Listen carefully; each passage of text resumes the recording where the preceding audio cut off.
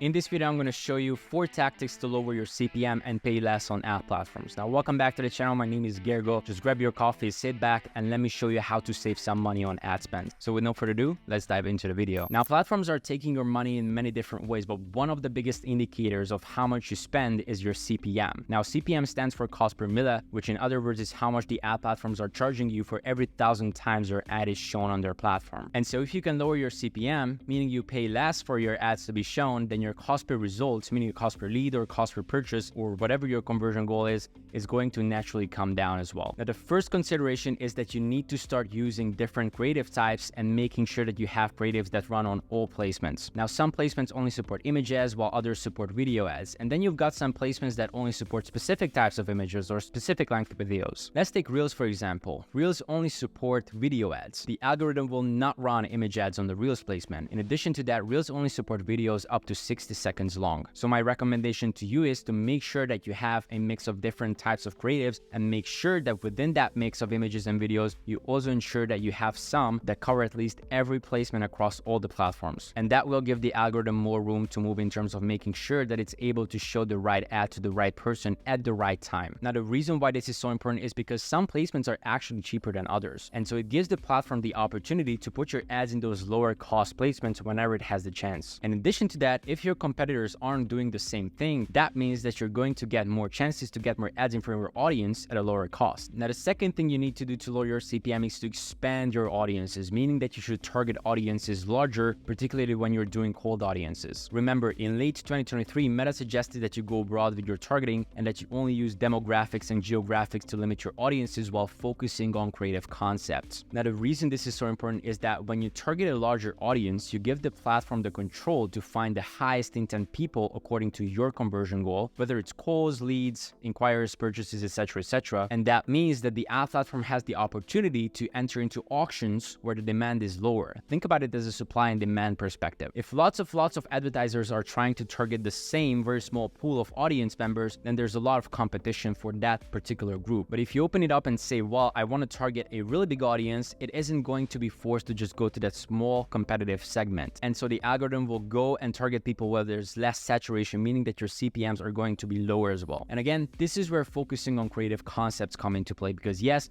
you're targeting a bigger audience, you're going broad, but if your offer and messaging is on point, your creatives are going to find and resonate with your most profitable audience segments. Now, if you want to learn how to advance with paid advertising, I have a free community dedicated to help you grow with advanced digital marketing practices. And you also have the chance to participate in a group call every single week with myself and a part of my team to get your questions answered. Now, if you're interested, you can find a link in the description below, and I hope to see you inside. And the next thing you can do to lower your CPM is actually create better ads, all right? I know it sounds cheesy, but just hear me out. You can create better ads by tweaking the angles, establishing better concepts, creating more coherent messaging, write better copy, create better headlines, and the list goes on and on and on. There's a million different things that you can improve. There's no such thing as the perfect ad, but you can get pretty close to it. Now, if we take Facebook, for example, it defines ad quality using a number of different things. And while we don't truly know what the algorithm measures in when evaluating your ads, we have some publicly known rules. So the first one is ad feedback. So that's the feedback that the users are providing around your ad. Now, negative feedback is things like users hiding your ads or hiding all posts from your page or even marking your ad as a spam. These are all massive negative feedback indicators. On the other hand, positive forms of feedback are things like users commenting, liking, interacting with your ad, or even clicking on your ad. And then the other factor that goes into determining ad quality is the engagement rate. So this is basically an estimate that Facebook does to determine how likely somebody is going to engage with your ad. So if your audience likes your ads and they're responding well to them, you're going to get lower CPMs. Now, on the flip side of that, if your audience doesn't like your ad and they're indicating that to Facebook by not engaging with it or by leaving negative feedback indicators, then you're going to have much higher CPMs. Now, the good news is that you can actually get an indication as to what your ad quality is like by looking at Facebook ad relevance diagnostics inside the Ad Manager. So there's 3 primary diagnostics they provide that you can use to figure out what you need to do to improve your ads. So if you go in and customize your columns on the Ad Manager and make sure the quality ranking, engagement rate ranking, and the conversion rate ranking columns are visible, you'll be able to see where your ad sits relevant to other ads in the auction place. So you'll see average, above average, below average, and different rates. And actually, Facebook has an entire table that helps you then use those indicators to determine what you need to fix